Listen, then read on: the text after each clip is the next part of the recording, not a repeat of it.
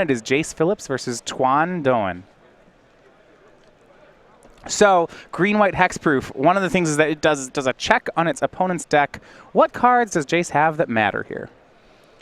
Well, the interactive spells, if he has a turn 1 discard spell here, that would be huge. Assuming that Tuan is kept maybe a hand that only has 1 hexproof creature, if we can Inquisition or Thought Seize that out of the hand, could maybe make this a non-game in favor of Jund.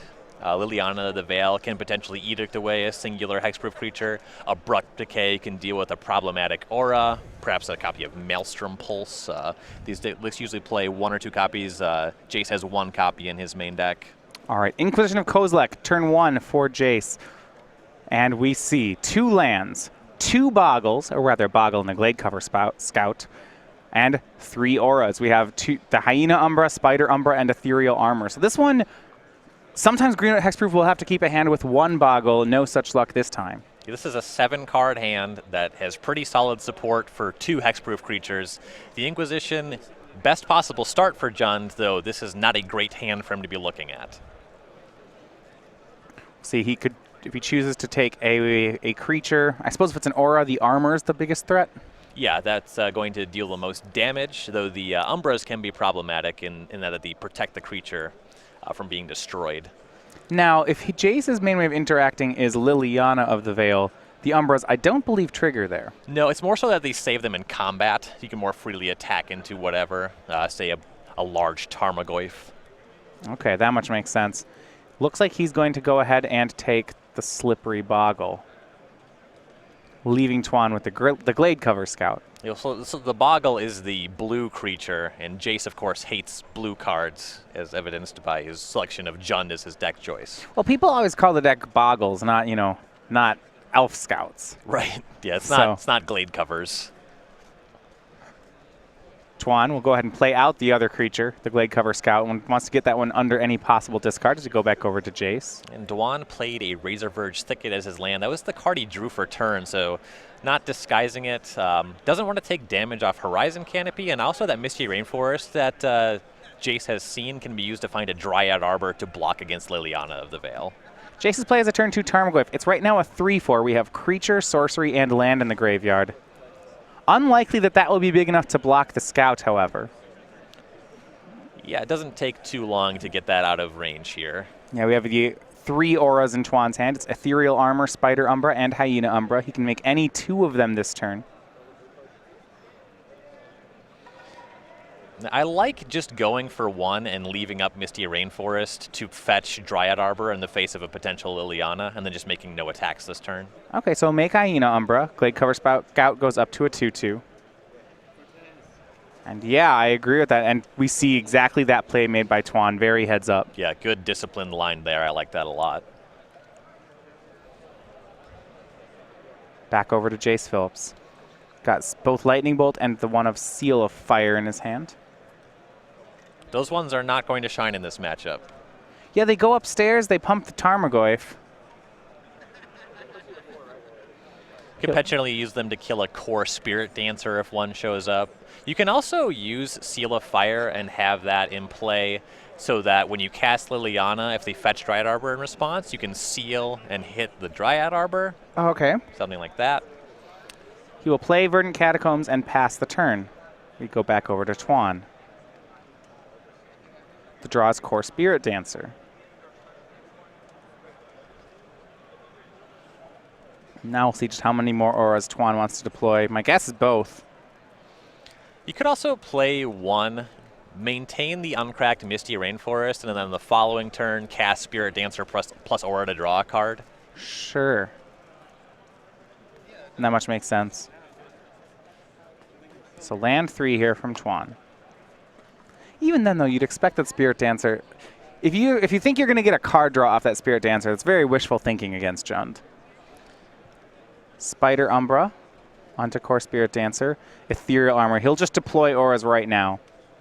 So it's currently it's a 6/6 first strike reach Boggle. It will attack. So that Ethereal Armor is giving it +3/+3 because he has 3 enchantments on the battlefield. 1/1 from the Spider Umbra, 1/1 from the Hyena Umbra, and it starts as a 1/1, so we get all the way up to 6. Jase will go to 11. These are all cards that are in my Pauper Cube. Including the Glade Cover Scout? Oh yeah, it's a recent addition. I don't love hexproof, but green is so bad that I had to do something. I like drafting hexproof in cubes, actually, just because I think it's funny. Nothing like a good old hexproofer to ruin a good game of Magic. Oh yeah, that'll teach you for drafting Deep Analysis Muldrifter. I'm going to put really horrible cards in this horrible creature and attack you with it. I think my favorite one is, what is it? The Rubble Belt. It's just a 3/4 hexproof for 5. That's all it is. I like that guy. Yeah, Rubble Belt Rhino. Yeah. Rubble Back Rhino, I think it is. Rhino. You just put auras on him. 4 mana, 3/3 Primal Hunt Beast. That's a good Love one. it. Love it. There we go. There's the Rhino. Beautiful. Look at those stats. That guy's just asking to have an aura put on him. Jase will attack with Tarmogoyf. 4/3 here. Now I'm interested. He could have maybe, I was going to say cracked a Seal of Fire. Now this makes sense. He'll make Kalitas post-combat as he hits Tuan down to 17. At some point I'm thinking he wanted to cash in a Seal of Fire or a Lightning Bolt to get that Tarmogoyf bigger. Yeah, and on the previous turn, the reason that we didn't see a red spell cast is because he had to fetch for the Stomping Ground and would have had to take 2 additional damage. He's already down to 10, and this elf is a 6/6 just going into this turn. Right, so one rancor, well, I guess wouldn't make it lethal, just make it very close. Right. Tuan's draw another copy of Spider Umbra. So if he plays that, the Boggle will go up to an 8/8. Well, now he has the luxury of casting Spirit Dancer Aura. Okay, he gets a card off the Umbra. That's excellent. So here's Core Spirit Dancer. Now he'll play Spider Umbra. The trick with Boggles is that Boggles don't like to share. One Boggle gets all the auras. Yeah. It's often incorrect to try to spread the love. So he gets to draw a card.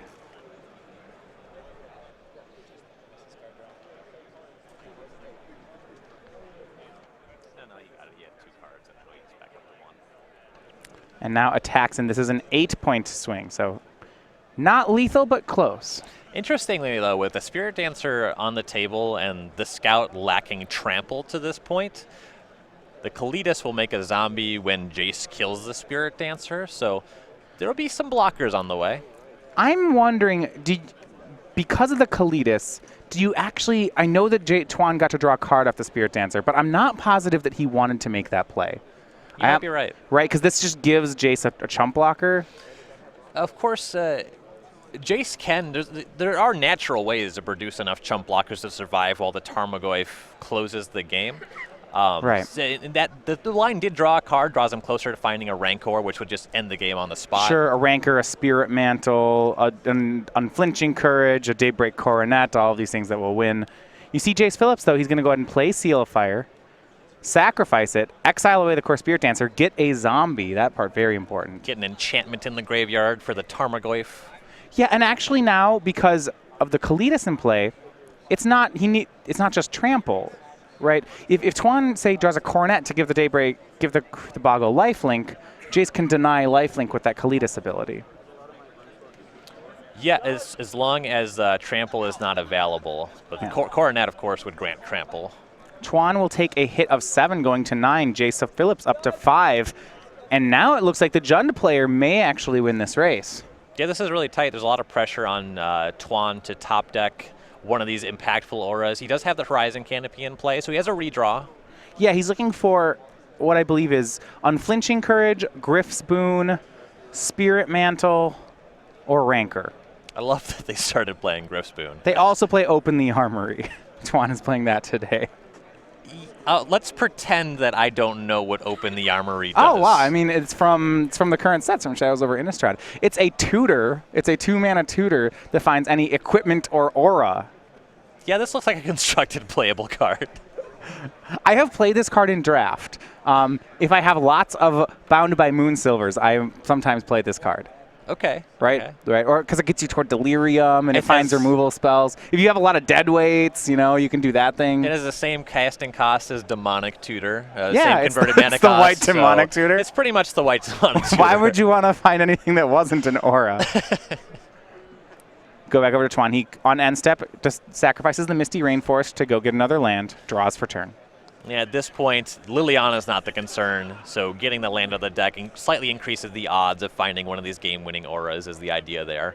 Draws a card off Horizon Canopy. Can he hit the Rancor Spirit Mantle? Yes! There it is, wow. Rancor off the Horizon Canopy. Jeez.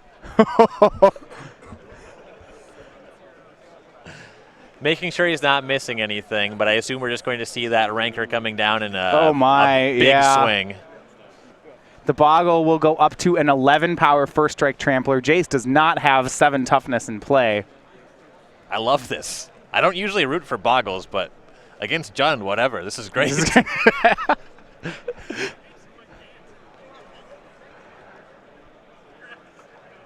On the last card, Tuan finds the trample he's looking for. Jase is still representing Abrupt Decay mana, so Tuan is mindful of this. Okay. You know, if that happens, maybe you'd rather have a blocker, but I think that just too much is happening where he wants to just get this in. If it doesn't work, how is he winning this game anyway? Yeah, I mean, Abrupt Decay, he'll lose, right? The Rancor will get Abrupt Decayed, the zombie will chump block, Jase will attack, and then Lightning Bolt Tuan's face. Mm-hmm. And now that he has cracked the Misty Rainforest, he no longer has Liliana protection either, so that's a live play from Jase. Well, it looks like he has another Glade Cover Scout in hand, so he may actually Yeah, you could block that way. be able to win. Yeah. I think you just have to jam, though. You don't register Boggles to play around everything. He has, so his hand is another Ethereal Armor, a Rancor, and a Glade Cover Scout. The Rancor's certainly being cast. Yes. And with the other armor, that's just, it's a big Boggle then. 12, 30, 14. I think it'd be an 18 power trample Boggle. It's a healthy sized creature. Here's another Ethereal Armor. All right. 18 power first strike trample reach hexproof Boggle. That Ethereal Armor is just rubbins. I don't That card's, yeah. All right. Jase blocks. How would you like to assign damage? He'll go ahead and sacrifice it to the Kalitas. Now, if the Tuan pointing to the Rancor, it still has trample. I will assign to you. Yeah. And Jase will scoop the cards. Game 1 over to Tuan. Yeah, there is kind of a line you can take where your opponent has to say that they are killing you. Yeah. No, I get that. Yeah. Make sure he knows how the rules work there. If Tuan is just like, okay, good block. But with how deliberately he played this game, that's just not going to work. Game 1 in the camp of green-white hexproof. We will move over to the sideboards. Let's start with the Jund deck. This is by Jase Phillips. 3 Kitchen Finks, 3 Fulminator Mage, and then here's some one-ofs. Disfigure, Maelstrom Pulse, Grim Lavamancer, Thrun the Last Troll, Duress, Graph Digger's Cage, Crumble to Dust, Ancient Grudge, and Shatterstorm. Yeah, so the Jund deck has some stuff that it definitely has to get out of its deck. The main deck terminates, and the Slaughter Pack are for sure coming out, so we have to find some cards. I do like Duress. It can hit one of the auras, like particularly Daybreak Coronet's very impactful, so that's quite good. A lot of these other cards are pretty medium, and you just need something. I like Maelstrom Pulse well enough because it can hit auras, particularly in that game. If you have multiple auras, you can take care of, say, multiple Ethereal Armors, whatever. So Maelstrom Pulse is fine, if inefficient. And then you probably just round it out with Kitchen Finks as a way to gain some life and make some chump blocks. Yeah, sometimes you can see sideboards with a lot more cards here. This seems like a relatively small sideboard for a Boggles matchup. Yeah. Primarily, he's just getting the Terminates and the Slaughter Packed out. On Duan's side, actually a very healthy sideboard here. 4 copies of Leyline of Sanctity, 2 Rest in Peace, 2 Stony Silence, 2 Seal of Primordium, 2 Gaddock Teague, a Suppression Field, an Unflinching Courage, and then a 1 of Path to Exile. So the big win here is the 4 Leyline of Sanctity. It'll block against all these discard spells. It blocks against Liliana of the Veil. That one seems key. Yes, absolutely. The rest of the stuff, there's some okay options. You know, we've talked a little bit about Rest in Peace versus Tarmogoyf, and it's fine. I probably would just be going for Leylines, though. And you could bring in the extra Unflinching Courage. That's another solid option. I don't know if I'm in love with that. The extra Unflinching Courage seems more for like red decks that are more aggressive, not so much for Jund. Pretty much just Leylines. All right, players getting ready here for Game 2. We're going to take a second to tell you about the weekly sale deal over at StarCityGames.com. Different deals every week.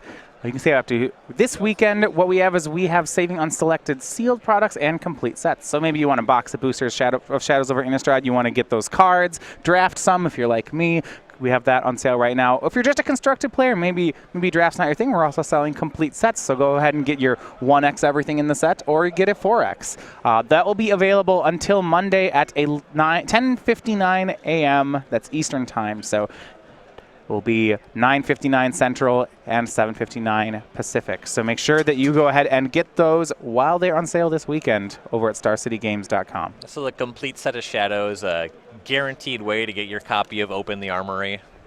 There is one. There's one that you need for the Screen Knight Hexproof now. There you go.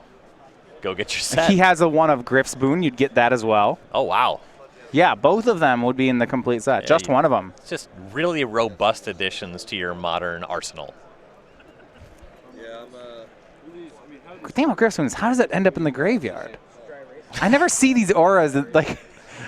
So the keyword here seems to be flying, not so much the rebuy ability. We're just playing 1-0 and flying. Nice bone saw. It's more efficient than Spirit Mantle, and sometimes there's enough stuff on the ground where Trample's not good enough. Flying and protection from creatures aren't that different. When you have your Open the Armory, you want to make sure you have a diverse package to tutor for. He actually does have, okay, there's a one-up package of an Unflinching Courage, a Spirit Link, a Spirit Mantle, and a Griff's Boon, and I assume that is for the Open the Armory in this list. Yeah, you give yourself options when you have that tutor. What actually, yeah. Wow. That's pretty neat. It's just great deck building. I can get behind that. That's techier than most Boggles deck lists that we get to see here. And I've been very impressed with the way that Tuan is played. A lot of players, if you see someone on green-white hexproof, it's often, this is my first modern event. Maybe they're like a little bit crazy and named Cedric Phillips. Generally, though, I've been very impressed with Tuan's play.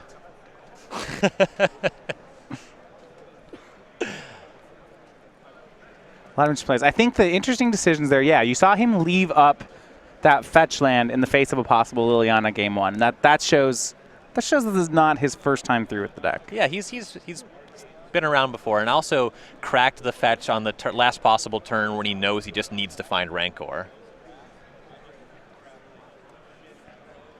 Both are seeming like they know what's going on here.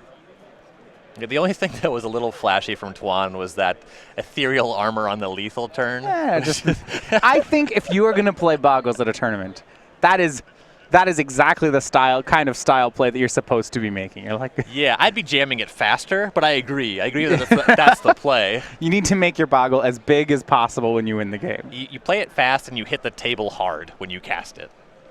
Just thud. 1 white to give your creature +6/+6 and first strike. That's quite the aura. I would say so. If it was just that on the face, I think we'd see a lot more play. Yeah, it might be played in standard, modern, legacy, vintage. He's lost me on vintage, but yeah, legacy, sure. There's a very good mono white deck in vintage right now. Who knows? I would put that on my Delver of Secrets. Turn 1 Delver, turn 2 M. Yeah, make it big and first strike it. When you have it on top of your deck with Delver, it doesn't flip Delver because it's an aura, so that's pretty sloppy deck building. Just do it anyway. It's fine. He doesn't need to fly anymore. He'd be a 7-power first striker. We'll accept it. That's okay. Is that better than a 3/2 flyer? Probably. I think. Yes. Oh. Yeah, I think that's a pretty safe position to take. Mulligan on the side of Jase Phillips. Not surprising to see a player mulligan against the green-white hexproof deck. Yeah, this is a matchup where pretty much every deck needs to mulligan aggressively. Yeah, both the hexproof deck is a deck that generally has to mulligan a decent amount. You want to make sure that you have your hexproof creature and some setup. A lot of your hands are non-starters. If there's not a Boggle in it, you got to ship. Yep, and for the other decks, so many of your spells are pointless. In game 1, it's more pronounced. In game 2, you still have some hands that would be generally good, where it's like, okay, I have Dark Confidant, I have Tarmogoyf, and that just does not play here. Jase on the play. See if there's any pre-game actions. A Leyline of Sanctity perhaps on Tuan's side, and there is. Well then, it's very possible that Jase has officially mulliganed to like 3. Plays Raging Ravine, passes. For Tuan, it is Temple Garden, tapped and a pass. So that means no boggle in the opening hand. That's a good sign. Depending on the makeup of the rest of the hand, I could definitely see keeping a hand that had Leyline, no creature. Maybe a core Spirit Dancer is hanging out in the hand. Scavenging Ooze is the play from Jase Phillips. Leyline is good, but without a boggle very soon, the hexproof deck will still just lose to traditional damage from Jund. Yes, this is definitely true. Another Temple Garden from Tuan. You see he is at the ready with auras. Ethereal Armor, Path to Exile, Rancor all in hand. And depending how these next couple turns play out, this might be one of those games where he has to fetch for Dryad Arbor and just pants up the Arbor. Ooh, I hope not. Scavenging Ooze knocks Tuan down to 18. Jase will continue. Now with Liliana of the Veil, it's the cards, he can still plus it to make both players discard. The other two abilities don't work in the face of Leyline of Sanctity. Correct. Well, the -6 works, but you have to target yourself. Same with the Edict. So if your opponent has Leyline of Sanctity, do not -6 your Liliana. Do not move the die. You might find yourself factor fictioning your own permanence. Of course, you just make them all in the same pile, but you did lose 6 loyalty on your Liliana.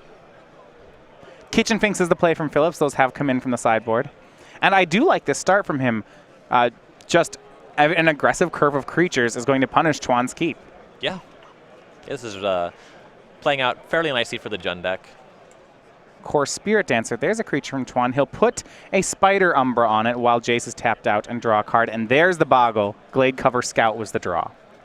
That was a very good turn for Tuan there. Jase had to tap out, so the Spirit Dancer couldn't have been tagged by a Lightning Bolt, and now it's out of bolt range. And the only way to really deal with it is Maelstrom Pulse, and it's going to be a lot of targets for Maelstrom Pulse going forward in this game. Right, so it's an 0-2, but now it gets +3/+3 from that Spider Umbra, so the creature is a 3/5 reach with Totem Armor at the moment. There's even an argument for just going nuts on the Spirit Dancer. Maybe you don't even need the Bogle at this stage. Yeah, you mean if you have enough Totem Armors in your hand, then you can survive through kill spells. Yeah, it's hard enough to deal with the Spirit Dancer as is, and it's the creature that can attack on the following turn already.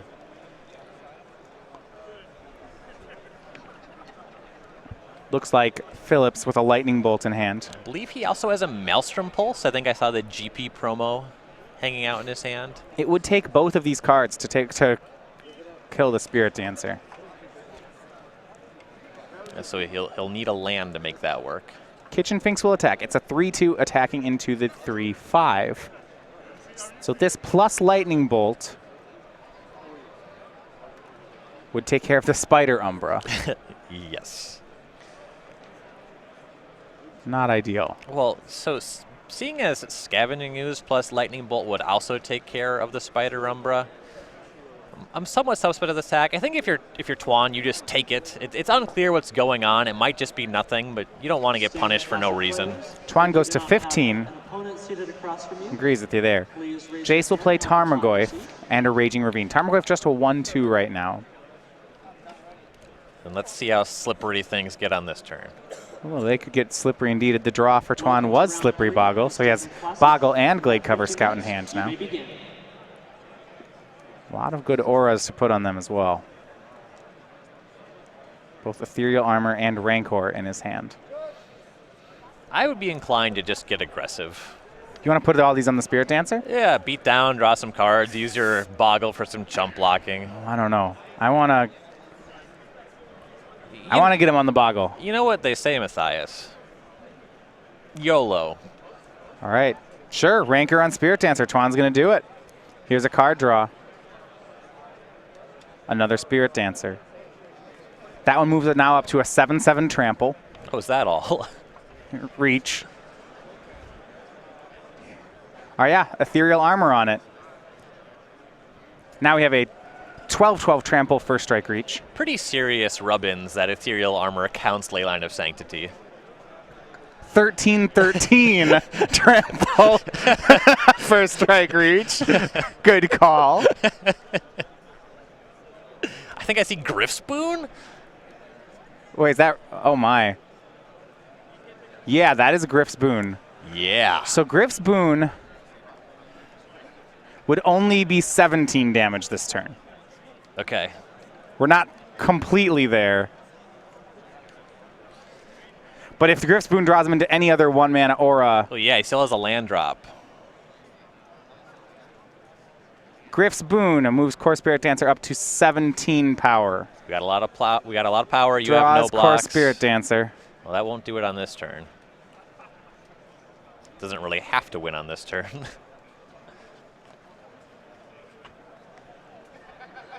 Yep. So here's a swing. Believe 17 power. First strike, reach, trample, flying. That's all. That'll put Jase to 2. All right. No big deal. Nope. Yeah. So while the armor does count the ley line, unfortunately the Spirit Dancer does not. So that should leave Jase at 2. Though with this much power on the table, Jase's life total is kind of a non-factor. He either can turn this game around in a big way or he can't. So Jase, I believe, does still have Maelstrom Pulse hanging out in hand. So he could attempt something, but there's really nothing that he can Maelstrom Pulse that turns this game on its own. It has to be Maelstrom Pulse plus something else. Doesn't have enough mana to have Maelstrom Pulse plus Liliana on this turn. So I think he's just out of outs. Well, there's only one totem on the Spirit Dancer. He would need Pulse plus Terminate. That would do it. Terminate has to be on the sideboard, right? There's no way that that's still in the deck. Pulse will hit the Core Spirit Dancer. Pulse Abrupt Decay could be a potential line. So that will remove the totem armor. And he passes.